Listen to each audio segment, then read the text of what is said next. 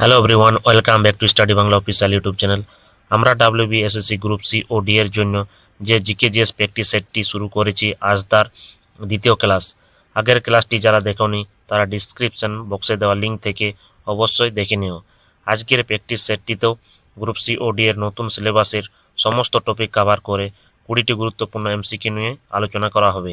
তাহলে চলো সময় নষ্ট না করে শুরু করা যাক আজকের প্র্যাকটিস সেটের প্রথম প্রশ্ন দিয়ে। প্রথম প্রশ্ন হচ্ছে কি, সিন্ধু সভ্যতার মানুষ কোন ধাতুর ব্যবহার জানতো না?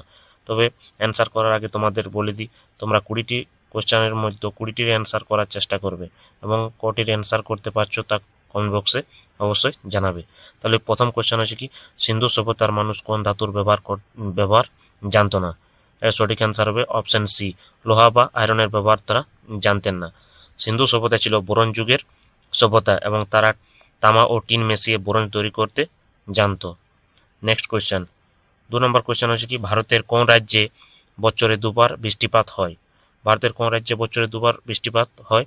এর সঠিক অ্যান্সার হচ্ছে অপশন সি, তামিলনাড়ুতে বছরে দুবার বৃষ্টিপাত হয়। তামিলনাড়ু কোথায়? তামিলনাড়ুর করমণ্ডল উপকূলে বছরে দুবার বৃষ্টিপাত হয়, একবার গ্রীষ্মকালে এবং শীতকালে।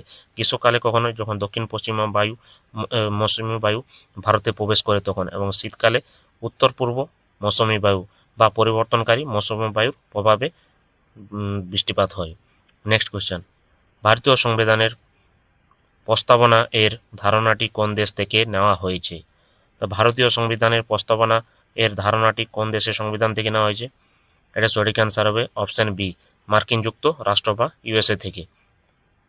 প্রস্তাবনার ধারণা নেওয়া হয়েছে ইউএসএ থেকে, কিন্তু প্রস্তাবনার ভাষা নেওয়া হয়েছে অস্ট্রেলিয়ার সংবিধান থেকে। প্রস্তাবনার ধারণাটি নেওয়া হয়েছে কোথা থেকে? ইউএসএ সংবিধান থেকে, কিন্তু প্রস্তাবনার যে ভাষাটি রয়েছে ওটা কোথা থেকে নেওয়া হয়েছে? অস্ট্রেলিয়ার সংবিধান থেকে। এবং এটি একবার মাত্র সংশোধন করা হয়েছে, 42তম সংশোধনী 1976 সালে, এবং এই সময় সমাজতান্ত্রিক, ধর্মনিরপেক্ষ এবং অখণ্ডতা এই 3টি শব্দ যুক্ত করা হয় প্রিয়েম্বলে। নেক্সট কোয়েশ্চেন, এনইপি বা ন্যাশনাল এডুকেশন পলিসি 2020 অনুযায়ী বিদ্যালয় শিক্ষার নতুন কাঠামোটি কি? এনইপি 2020 অনুযায়ী বিদ্যালয় শিক্ষার নতুন কাঠামোটি কি? এর সঠিক অ্যান্সার হবে অপশন বি, 5+3+4। এবং এই নতুন কাঠামোটি 3 থেকে 18 বছর বয়সী শিক্ষার্থীদের জন্য তৈরি করা হয়েছে, এবং এটি 4টি ধাপে বিভক্ত।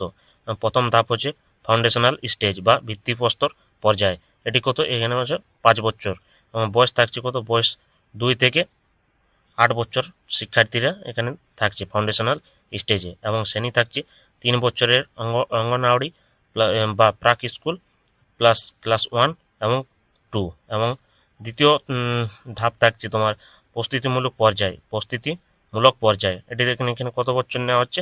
3 বছর। এখন বয়স শিক্ষার্থীদের বয়স থাকছে 8 থেকে 11 বছর, এবং ক্লাস হচ্ছে 3 থেকে 5।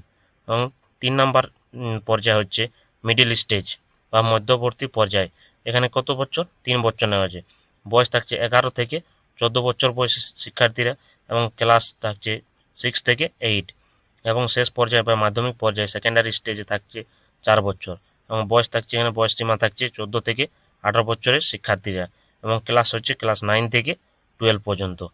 নেক্সট কোয়েশ্চেন, 2023 সালে অস্কার প্রাপ্ত গান নাটু নাটু কোন সিনেমার? 2023 সালে অস্কার প্রাপ্ত গান নাটু নাটু কোন সিনেমার? এর সঠিক অ্যান্সার হবে অপশন সি, RR, এবং এটি বেস্ট অরিজিনাল সং বিভাগে অস্কার জিতেছে, এবং এটি প্রথম ভারতীয় সিনেমার গান যা এই সম্মান পেয়েছে। নেক্সট কোয়েশ্চেন, কম্পিউটারের মস্তিষ্ক বা ব্রেন অফ কম্পিউটার কাকে বলা হয়? কম্পিউটারের মস্তিষ্ক বা ব্রেন অফ কম্পিউটার কাকে বলা হয়? এটা সঠিক অ্যান্সার হবে অপশন ডি, সিপিইউকে কম্পিউটারের মস্তিষ্ক বা ব্রেন অফ কম্পিউটার বলা হয়। নেক্সট কোয়েশ্চেন, মিনামাটা রোগ কোন ধাতুর দূষণের ফলে হয়? মিনামাটা রোগ কোন ধাতুর দূষণের ফলে হয়? এটা সঠিক অ্যান্সার হবে অপশন সি, পারদের কারণে মিনামাটা রোগটি হয়ে থাকে। নেক্সট কোয়েশ্চেন, জিএসটি কাউন্সিলের 56তম সভা নিম্নলিখিত কোন শহরে অনুষ্ঠিত হয়েছে? এটা সঠিক অ্যান্সার হবে অপশন ডি, নয়া দিল্লিতে জিএসটি কাউন্সিলের 56তম সভা অনুষ্ঠিত হয়েছিল।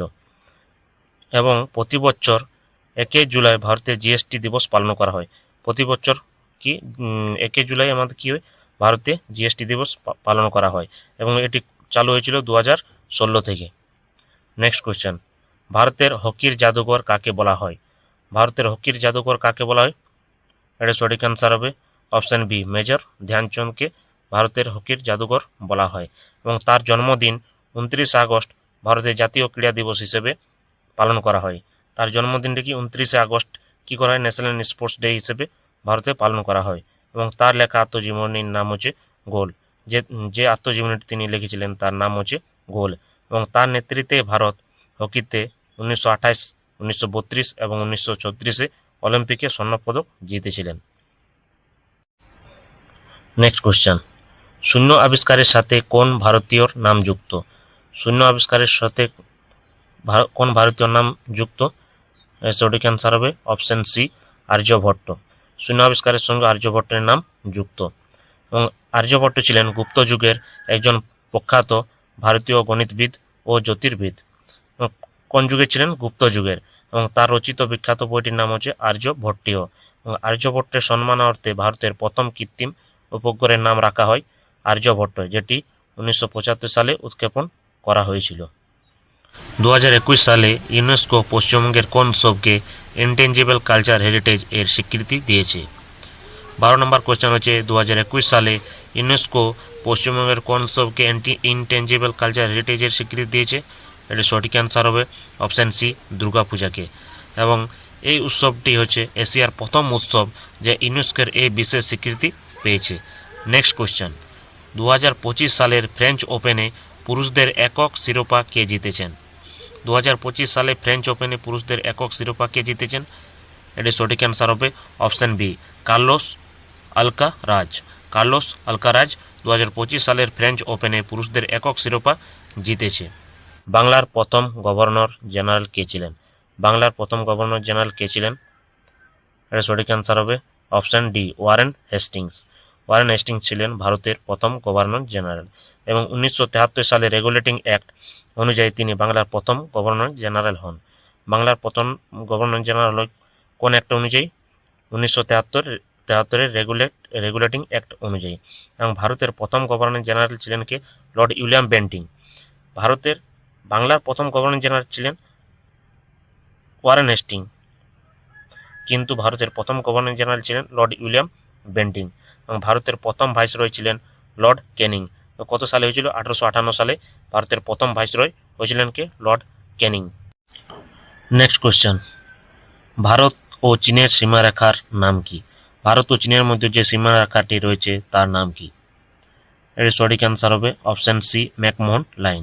ভারত ও চীনের মধ্যে যে সীমারেখাটা আছে তার নাম কি? McMahon line.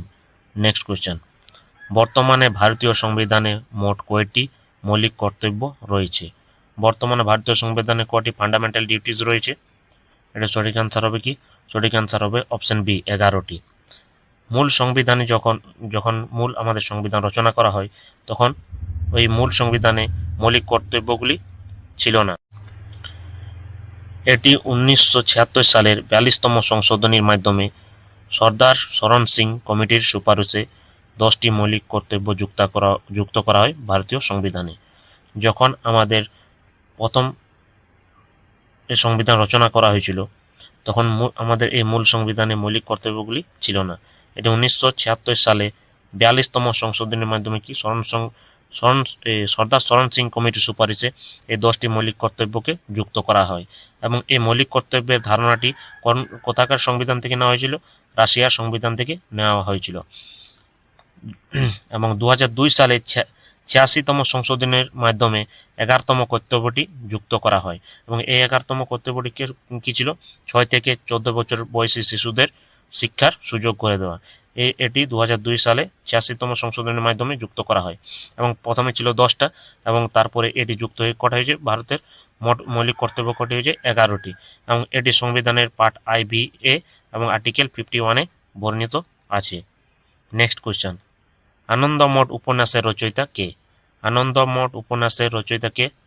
এর সঠিক অ্যান্সার হবে অপশান বি, বঙ্কিম চট্টোপাধ্যায়। বঙ্কিম চট্টোপাধ্যায় কি আনন্দমঠ উপন্যাসের রচনা করেছিলেন এবং কখন এই উপন্যাসটি কখন রচনা করেছিলেন? 1882 সালে। 1882 সালে এটি প্রকাশিত হয় এবং বন্দে মাতরম শব্দটি এই উপন্যাস থেকে নেওয়া হয়েছে। বন্দে মাতরম শব্দটি এই আনন্দমঠ উপন্যাস থেকে নেওয়া হয়েছে। নেক্সট কোয়েশ্চেন, ভারতে বন্যপ্রাণী সংরক্ষণ আইন বা ওয়াইল্ড লাইফ প্রোটেকশন অ্যাক্ট কবে পাস করা হয়? এর সঠিক অ্যান্সার হবে অপশান এ 1972 সালে। 1972 সালে wild life protection act pass হয়। 19 নম্বর কোশ্চেন হচ্ছে তোমার, প্রথম এশিয়ান গেমস কোথায় অনুষ্ঠিত হয়েছিল? প্রথম এশিয়ান গেম কোথায় অনুষ্ঠিত হয়েছিল? এর সঠিক অ্যান্সার হবে অপশান বি নতুন দিল্লি। এবং কখন হয়েছিল এটা? প্রথম 1951 সালে এশিয়ান গেমস প্রথম অনুষ্ঠিত হয়েছিল এবং এই এশিয়ান গেম উদ্বোধন করেছিলেন কে? ভারতের প্রথম রাষ্ট্রপতি ডক্টর রাজেন্দ্র প্রসাদ। এবং 2026 সালে এশিয়ান গেমস কোথায় অনুষ্ঠিত হবে? জাপানে অনুষ্ঠিত হবে। আজকের ক্লাসের আমাদের শেষ প্রশ্ন বা 20 নম্বর কোশ্চেনটি হচ্ছে, গান্ধীজিকে মহাত্মা উপাধি কে দেন? গান্ধীজিকে মহাত্মা উপাধি কে দেন? এটা সঠিক অ্যান্সার হবে অপশান বি রবীন্দ্রনাথ ঠাকুর। এবং রবীন্দ্রনাথ ঠাকুর সম্বন্ধে একটি ইম্পর্টেন্ট পয়েন্ট যেটা পরীক্ষায় বারবার এসে থাকে, সেটি হলো কি, রবীন্দ্রনাথ ঠাকুর 1919 সালের 13 এপ্রিল পাঞ্জাবের অমৃতসরে সংঘটিত জালিয়ানওয়ালাবাগ হত্যাকাণ্ডের প্রতিবাদে ইংরেজদের দেওয়া নাইটহুড উপাধিটি ত্যাগ করেন। তাহলে আজকের এই 20টি প্রশ্ন আমাদের এখানে শেষ হলো এবং আজকে তোমাদের হোমওয়ার্ক কোয়েশ্চেন হিসেবে যে কোয়েশ্চেনটি থাকছে সেটি হলো, 1947 সালে যখন ভারত স্বাধীন হয় তখন ভারতীয় জাতীয় কংগ্রেসের সভাপতি কে ছিলেন? এটির অ্যান্সার তোমরা কমেন্ট বক্সে জানাবে এবং 20টির কোয়েশ্চেনের মধ্যে তোমরা কোটির অ্যান্সার করতে পারছো তাও কমেন্ট বক্সে জানাবে। এবং এই সিরিজের পরবর্তী ক্লাসগুলি সবার আগে পাওয়ার জন্য আমাদের চ্যানেলটিকে সাবস্ক্রাইব করতে ভুলবে না। দেখা হচ্ছে পরবর্তী ক্লাসে। ধন্যবাদ।